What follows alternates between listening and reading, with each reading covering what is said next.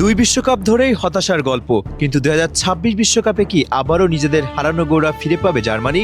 একসময় বিশ্ব ফুটবলের সবচেয়ে ভয়ঙ্কর দলগুলোর একটি ছিল জার্মানি।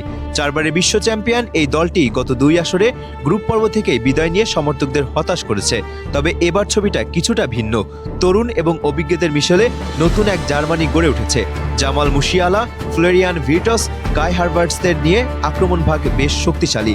বিশ্বকাপের শুরুতেই নিজেদের সামর্থ্যের ঝলকও দেখিয়েছে জার্মানরা।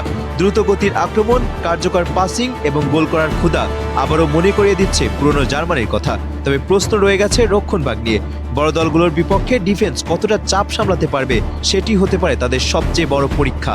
ফুটবল বিশ্লেষকদের মতে, যদি মুসিয়ালা ও ভির্টস নিজেদের সেরা ফর্মে থাকেন, তাহলে জার্মানিকে থামানো কঠিন হবে যে কোনো প্রতিপক্ষের জন্য। তাহলে কি 2014 সালের পর আবারও বিশ্বকাপ জয়ের স্বপ্ন দেখবে জার্মানি, নাকি আরেকবার হতাশ হতে হবে সমর্থকদের? বিশ্বকাপের মঞ্চই দেবে সেই উত্তর।